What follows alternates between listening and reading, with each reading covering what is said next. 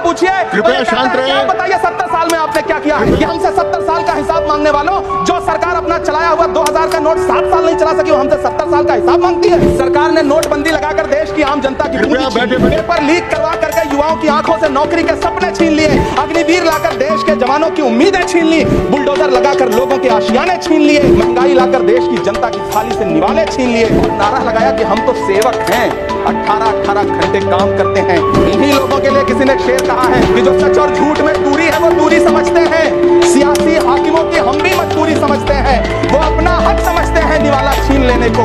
डकैती को बहुत से लोग मजबूरी समझते हैं। हमें पता है कि कैसी मजबूरी की जा रही है। एक तरफ तो इस बजट में पीएम आवास योजना के तहत 3 करोड़ अतिरिक्त मकान देने की घोषणा है और दूसरी तरफ लखनऊ के अकबर नगर में 1280 वो मकान हैं जिन्हें रिवर फ्रंट बनाने के नाम से बुलडोजर से जमींदोज कर दिया गया है। चीखते रहे, बच्चे बिलखते रहे, वसुधैव कुटुंबकम का नारा लगाने वाली सरकार इंसानों के घरों से उजाड़ कर जश्न मना रही है। सभापति महोदय, मेरा बहुत भावुकता के साथ देश के प्रधानमंत्री से सवाल है कि इन उजड़ते हुए मकानों और बेघर होते हुए घरों को देख करके आपको नींद कैसे आती है, आप सो कैसे पाते हैं? मेरा सवाल है देश के प्रधानमंत्री से, या तो लोगों के घरों से उजाड़ना बंद करिए या फिर करोड़ों मकान बनाने की झूठी घोषणाएं करना बंद करिए। इलेक्टोरल बॉन्ड खरीदने वालों के नाम छुपाने वाली सरकार इन दिनों आम के ठेला लगाने वालों के नाम जानना चाहती है। मुझे तो होटलों, ढाबों या आम के ठेलों पर नेम प्लेट लगवाने वालों से पूछना है कि कभी खून की बोतल पर देखा है किसी का नाम लिखा हुआ?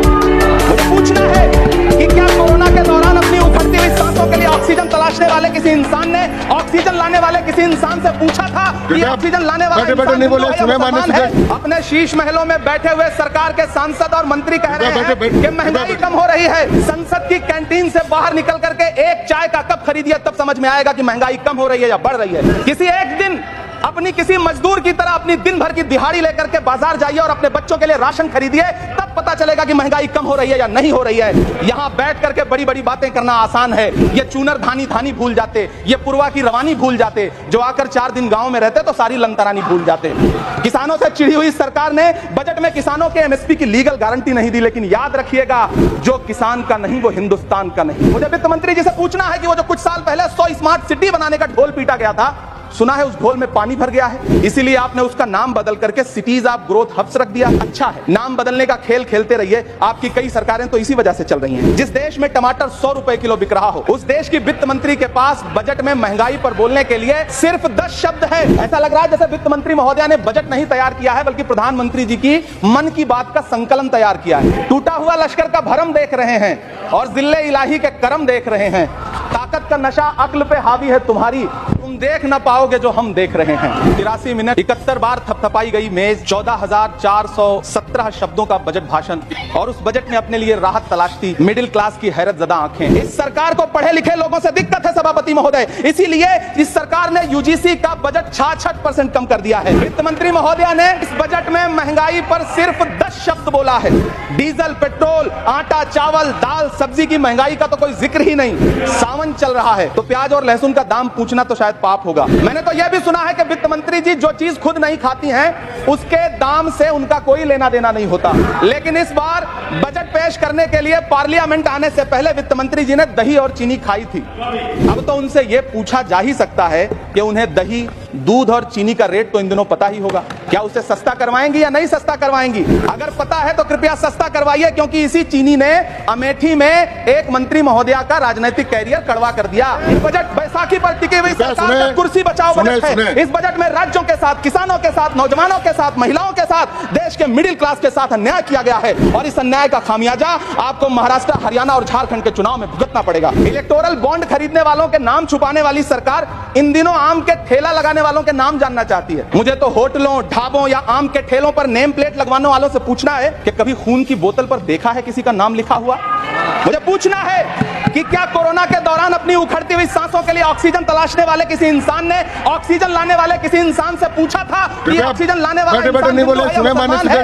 मुझे पूछना है कि लावारिश लाशों के लिए, कोरोना में कांधा देने वाले, चिताओं के लिए लकड़ियां सजाने वाले किसी इंसान से पूछा गया था उसका नाम, उसका मजहब? लेकिन इन दिनों पूछा जा रहा है सभापति महोदय। अफसोस, देश के प्रधानमंत्री जी ने कभी न टूटने वाली चुप्पी ओढ़ ली है। जनता ने 63 सीटें कम क्या कर दी? ये सरकार तो अमृतकाल का नाम लेना ही भूल गई। ये भूल गई है अमृतकाल को, ये भूल गई है मनरेगा को, ये भूल गई है मौलाना आजाद नेशनल फेलोशिप को, ये भूल गई है मणिपुर को, ये भूल गई है महाराष्ट्र को। प्रधानमंत्री जी तो महाराष्ट्र से बदला लेने पर उतर आए।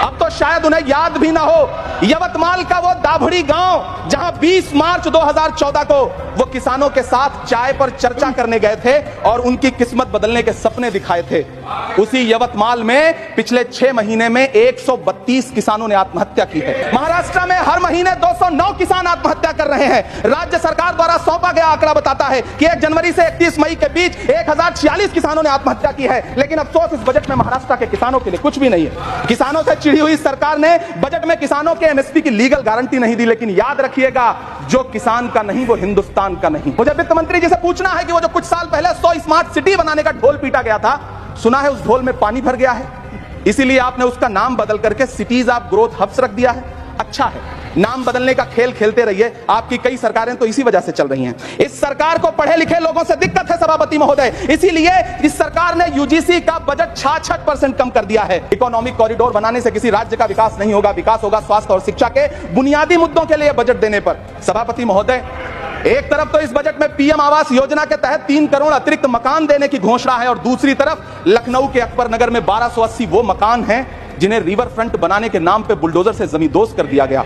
सभापति महोदय, लोग चीखते रहे, बच्चे बिलखते रहे, वसुधैव कुटुंबकम का नारा लगाने वाली सरकार इंसानों के घरौंदे उजाड़ कर जश्न मना रही है। सभापति महोदय, मेरा बहुत भावुकता के साथ देश के प्रधानमंत्री से सवाल है कि इन उजड़ते हुए मकानों और बेघर होते हुए घरों को देख करके आपको नींद कैसे आती है, आप सो कैसे पाते हैं? मेरा सवाल है इस देश के प्रधानमंत्री से, या तो लोगों के घरौंदे उजाड़ना बंद करिए या फिर करोड़ों मकान बनाने की झूठी घोषणाएं करना बंद करिए। यह बजट झूठ का पुलिंदा है। यह बजट आपके पिछले साल के बजट का कट कॉपी पेस्ट है। यह बजट हमारे चुनावी घोषणा पत्र की नकल करने की एक बेईमान कोशिश है। लेकिन कहावत है ना कि नकल के लिए भी अकल चाहिए। मेरे हाथ में एक तरफ न्याय पत्र है जो हमारा है और दूसरी तरफ अन्याय पत्र है जो आपका है। इस सरकार को आलोचना सुनने की आदत नहीं है सभापति महोदय।